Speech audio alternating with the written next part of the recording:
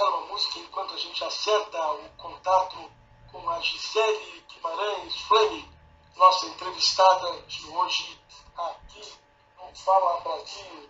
Ela que vai falar sobre importação de café brasileiro pelo Canadá. Boa tarde, Gisele.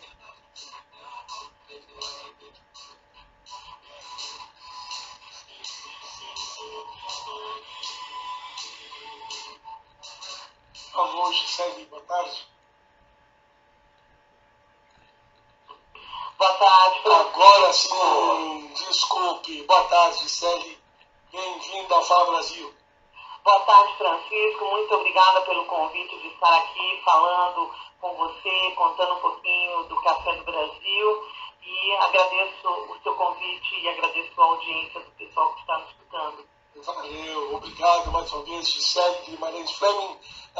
Gisele, vamos contar um pouquinho da sua história.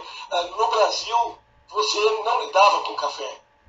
Na verdade, a minha formação primeira foi análise de sistemas, onde eu, a partir de um projeto ambiental, construção de um banco de dados na área ambiental, eu acabei descobrindo a minha verdadeira paixão, que seria engenharia ambiental. Mas até chegar nesse lugar, até chegar nesse ponto, eu passei pela criação de um grupo ecológico, o Grupo Ecológico Água, onde eu fui ativista. Onde é que ele se localizava? Na verdade, eu sou da região do Circuito das Águas Paulistas, Estado de São Paulo, divisa com Minas Gerais. Então, ali nós desenvolvemos um trabalho, eu comecei a trabalhar na área de análise de sistemas, na bacia hidrográfica do Alto Mogi, com 21 municípios, e eu descobri essa paixão por causa da análise de sistemas. Eu ainda passei pela matemática e estatística na Federal de Lavras, e fui, depois de um tempo, para a engenharia ambiental da Unicamp, onde, então, a minha paixão pelo meio ambiente. A questão do café veio mais tarde, quando eu já estava aqui no Canadá, e eu percebia que eu não achava café para comprar, e então, sempre os amigos pedindo para trazer café do Brasil. Eu praticamente cresci numa região cafeeira, mas você sabe, quando a gente é pequeno, a gente não presta muita atenção. Claro. Coisa que você volta, né? Pois é só quando a gente está fora do país que sente a falta. E por que os brasileiros sentem a falta aqui no Canadá do café brasileiro? Qual é a diferença do café brasileiro para os que se encontram aqui no Canadá? Nós temos uma variedade. Eu, Francisco, também achava que café era tudo igual. E com os meus estudos, com a minha pesquisa, eu fui mais a fundo na questão. Café tem diversos sabores, principalmente a espécie arábica, que a gente cultiva no Brasil tão bem, ela se adaptou tão bem no Brasil há quase 300 anos. Então, existe uma variedade de sabores dessa espécie. E isso, lógico, se adapta ao gosto de cada um. E o café, ele muda de local para local o seu sabor em função das condições ambientais. Então, claro, nós temos um café mais encorpado no Brasil, nós temos um café com sabores, com notas de amêndoas, com notas cítricas, com notas de chocolate até mesmo, quando o solo é muito rico em fósforo, né? E então, nós chegamos aqui e nós vemos um café diferente, porque eles têm um outro hábito de tomar o café, e a gente quer aquele cheirinho brasileiro, aquela fragrância, né, do pó. Então, é diferente, são culturas diferentes. Mas o que eu mais me surpreendi, Francisco, foi saber que nós não encontramos café brasileiro nas prateleiras. Pois é, o café disponível aqui no Canadá, na sua maioria, ele vem da onde? Na verdade, a maioria dos cafés, aqui tem uma diversidade, vem muito café da Colômbia, mas isso é um reflexo do próprio marketing que os Estados Unidos fez, considerando que a Colômbia, há 20 anos atrás, ela era altamente produtora de coca, e isso criou um impacto social nos Estados Unidos. Então, para combater isso tudo, lógico, os Estados Unidos invadiu a Colômbia e ela também ajudou a reconstruir. Considerando a boa atitude, então, nós temos hoje uma influência muito grande do café da Colômbia. Quando falamos de café, vem lá para a cabeça das pessoas café colombiano.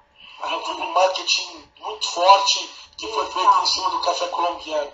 Exatamente isso, você está com a razão. Esse marketing reflete no comportamento das pessoas.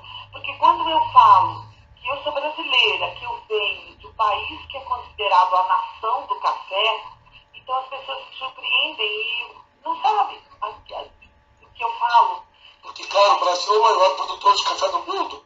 Pois é, o maior produtor e o maior exportador, e nós estamos ali junto com a SCA. A SCA é a Sociedade Americana de Cafés Especiais, e o Brasil está nesse mercado avançando cada vez mais. Por quê? Exatamente porque a planta arábica, ela permite essa variedade de sabores, e quando o produtor tem o cuidado, desde o cultivo, o armazenamento, a colheita, tem todo um processo de qualidade que isso valoriza ainda mais o nosso café.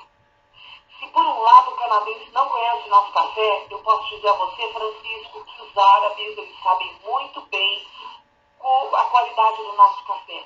Tanto que eles guardaram essas sementes durante muitos anos, até essa semente chegar no Brasil por volta de 1700. Então nós temos aí quase 300 anos de tradição em cultivo de café, produção e exportação. E é um retorno porque se fala de café do gênero arábica, ele veio da Arábia, não é? Ele veio da Etiópia, era a antiga Abissínia, e na verdade ele foi um pastor que descobriu isso com as cabrinhas dele, que estavam muito elétricas, e aí os árabes pegaram essas sementes e guardaram durante muito tempo. Por isso ela ficou conhecida como arábica. Depois ela foi para Amsterdã, foi cultivado no Jardim Botânico de Amsterdã, e depois foi presenteado para o rei da França. O rei da França trouxe para Martinica e começou então o cultivo já no mundo, já estava sendo muito divulgado, até que um governador do Brasil trouxe essa semente por volta de 1700, e essa planta se adaptou muito bem ao Brasil. Então a espécie arábica se adaptou às montanhas de Minas Gerais e São Paulo, também pegou uma parte do Paraná.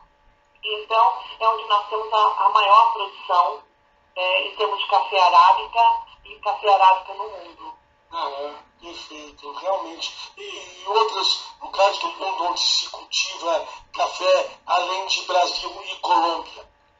Bom, nós temos vários cultivadores de café. Nós temos que considerar que no mundo as duas espécies comerciais é a arábica e a robusta. A arábica, ela é uma espécie que dá uma variedade de sabores, ela precisa ser cultivada em locais muito altos, acima de 900 metros, ela precisa de um clima ameno, para que possa realmente o fruto desenvolver e dar uma qualidade de bebida. A espécie robusta já é uma espécie que ela é cultivada em lugares planos, não exige muita altitude, é uma produção muito barata, porque você pode pôr máquinas, enquanto que a arábica você tem que fazer manualmente, porque são lugares altos, você não tem como colocar máquinas, e no caso você precisa de todo um trabalho, porque as espécies como o muito novo ou mesmo a catuai são espécies que chegam a 3 metros de altura. Uau, e ainda o trabalho é todo manual. Exato, então tem que ser muito manual. Algumas regiões do Brasil que são mais planas, elas ainda permitem a utilização de máquinas, mas ainda assim tem sim a altitude do mar, no mínimo 1000 metros, como é o caso de Patrocínio, dentro da região de Minas. Perfeito. E se diz também que no Canadá eles fazem misturas de cafés de tipos diferentes para vender. É verdade? Isso acontece muito. Nós tentamos trabalhar fora desse conceito de blends, de melanges, que a gente chama. Por quê? Porque como você pode ter uma alteração de sabores, então vamos considerar, você tem dentro de uma mesma fazenda microlotes. Porque um café pode receber mais a luz do sol do que outro, ele pode dar uma variedade de sabor. Isso, para um fazendeiro, ele pode fazer um blend, tudo bem. Mas quando a gente vai para o mercado, as pessoas fazem blend para mascarar os defeitos de café. Então isso é um pouco, que eu posso dizer, não é muito ortodoxo, né? Claro. O consumidor, porque você perde um pouco na qualidade. Então, você misturar, e você pode fazer uma mistura como robusta e arábica. Se você usar 70% de arábica e usar 30% de robusta, o robusta não muda o gosto do arábica. Então você consegue ter um café mais barato, com ainda o sabor do arábica, mas certamente não vai ser o mesmo café como a gente desenvolve no Brasil agora, os cafés especiais. Os cafés especiais, eles são realmente aqueles com muito cuidado, que tem realmente uma análise sensorial do aroma, da acidez, do corpo. Isso dá nota aos cafés, permite que eles recebam prêmios e permite que eles sejam valorizados no mercado externo e no mercado interno também.